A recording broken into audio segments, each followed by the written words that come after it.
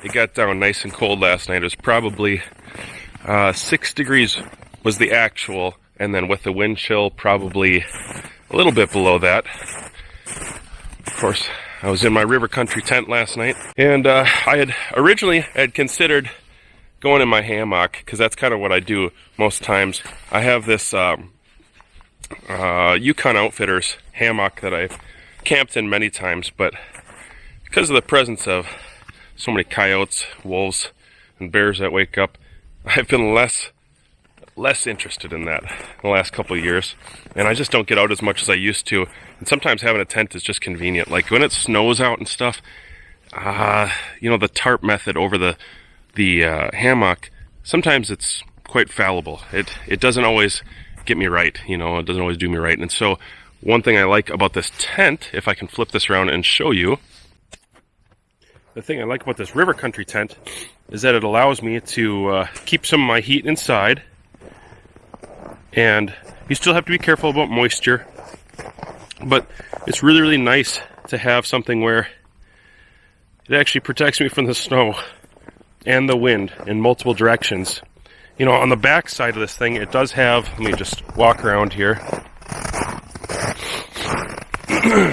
It does have a bit of a window, a breather back here, and in the summertime that would be really, really useful. In the wintertime, if it's a little windy, I just close those down using a stick. I just tighten that up, close it up so that no air is getting in, that cold air.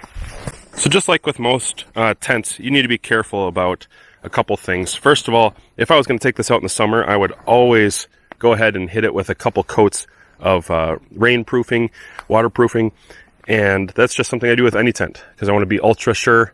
You can't trust that somebody would be 100% effective every time or get the product right every time. It's just pretty rare.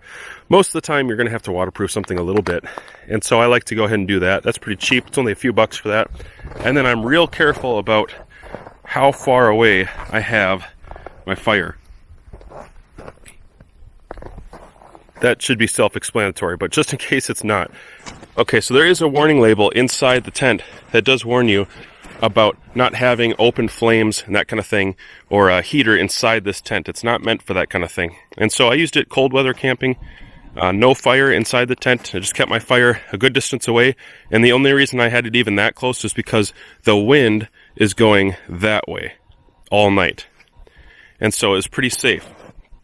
Ultimately, it did really, really well. You can see I used the tie-outs there to get it kind of as big as it's going to get. I used the trekking poles that came with the tent, which were phenomenal.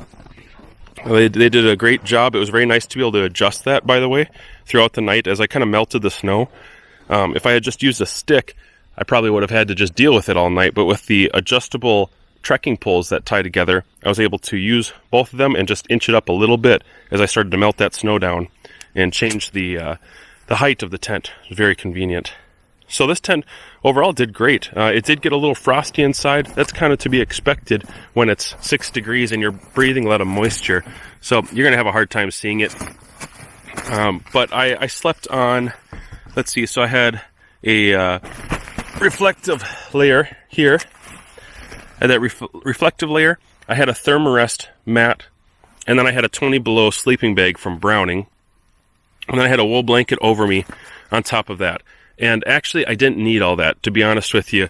The tent kept in a good amount of the heat for my body, but it does make it a little frosty in the morning, so it's nice to have a blanket just to cover you up as that dew or that condensation kind of comes across. But plenty of space for my whole sleeping setup here. All my gear, if I can back up a little bit, all my gear fit in here. Plus, in the winter, you have to bring a tote with you for your things. That's just kind of how it works. Especially if you want to stay warm. You never know how cold it's going to get. You got to have some extras. So there was an extra space for that. And if I really wanted to, I could have extended out the arms of the actual cover and kept my tote exterior if I had another person sleeping with me. And it would have fit out there okay. Then on the other side, there I keep my food and some of my extras that I'm going to need through the night.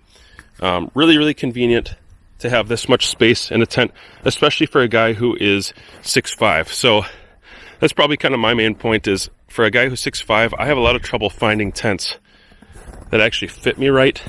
Usually my toes, my feet are going to touch, one side of my head's going to touch the other. And with this one, actually, I didn't touch either side. It was perfect. The only thing I would have done is level out my snow a little better, and I would have slept perfectly last night. But the tent did everything I expected. It's really, really great. It's very convenient to have something that I can sit up in and almost stand up in. I'm pretty tall, but I can almost stand up in it. Hunched over is just fine. I'm used to using kind of a real small lay-down tent only, where you got to crawl in, crawl out. In the wintertime, that's not convenient. But this was very convenient. Just to wake up, to unzip it, to be able to sit up and have breakfast and that kind of thing. I really like it. So River Country, good product. I like it quite a bit. I would just recommend anybody who's going to use it in the summertime, go ahead and waterproof it just like you would with any other tent, and I think you'll be good to go. So if you wanted to, there we go.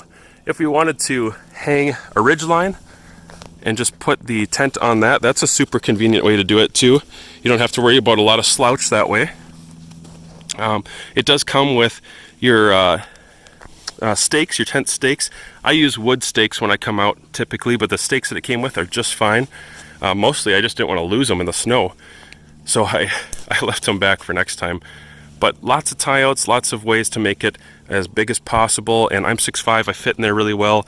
It was about 0 degrees with the wind chill, and other than being a little frosty in this morning, it snows a little bit once the sun comes out. You do get a little bit of the shed from the frost. Other than that, it was really great. An enjoyable night of sleep and comfortable. If you don't really want squirrels coming and getting right at you, it's better than a tarp. I think it's better than a hammock, because the older I get, the more comfortable I want to be. And so River Country, you did a good job. It's a good product. So the tent is a steal in my mind. The price that they're selling this at, the quality of the tent, the modularity, for a guy like me, this is definitely a home run. I loved it, and I plan on getting more. Thanks, guys. Go ahead and like, share, subscribe.